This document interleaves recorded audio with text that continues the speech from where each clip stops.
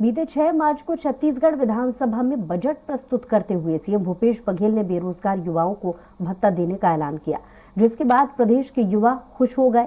लेकिन जिस रिपोर्ट में बेरोजगार युवाओं के आंकड़े सामने आए हैं, बड़ा सवाल खड़ा हो रहा है। छत्तीसगढ़ विधानसभा में युवाओं के बेरोजगार होने का सबूत यानी कि centre for monitoring India economic CMIE की रिपोर्ट पर जमकर हंगामा बरपा है। इस पर एक रिपोर्ट देखें।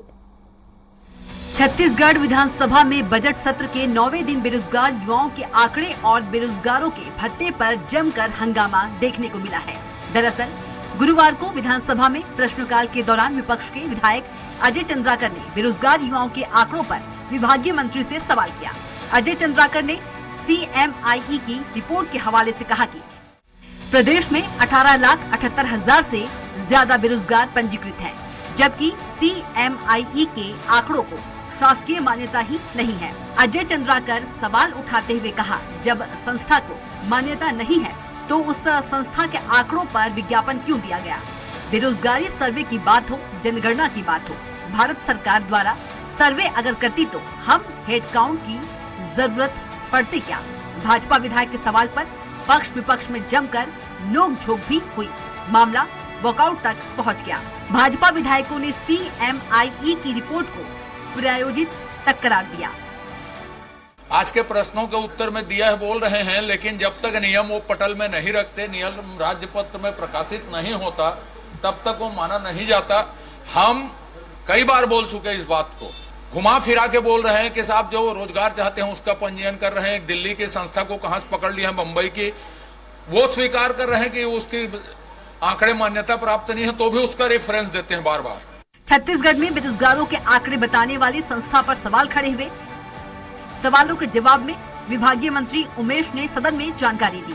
रोजगार कार्यालयों में 7 फरवरी 2023 तक की अवधि में 18,78,126 बेरोजगार पंजीकृत हैं। CMIE बेरोजगारी की प्रतिशत बताती है कि छत्तीसगढ़ में बेरोजगारी दर 0.5% है। अभी बेरोजगारों की संख्या बताना संभव नहीं है।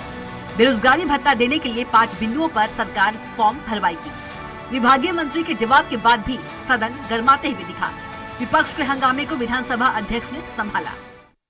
लेकिन हुआ क्या कि जब से मोदी जी की गवर्नमेंट आई है, तब से उन्होंने ये आंकड़ा देना बंद कर दिया और उस कारण से अब कोई सरकारी आंकड़ा है नहीं।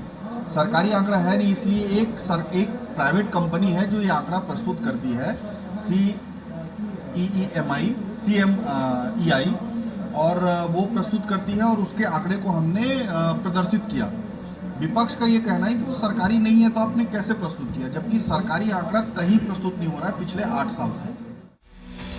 छत्तीसगढ़ में बेरोजगारी के मामले में उस समय हंगामा हुआ है जब सरकार ने बेरोजगारी भत्ता देने का ऐलान किया हो। विपक्ष बेरोजगारी की परिभाषा पूछ रहा है, तो वहीं बेरोजगार युवाओं के आंकड़े बताने वाली संस्था CMIE पर सवाल किया गया है।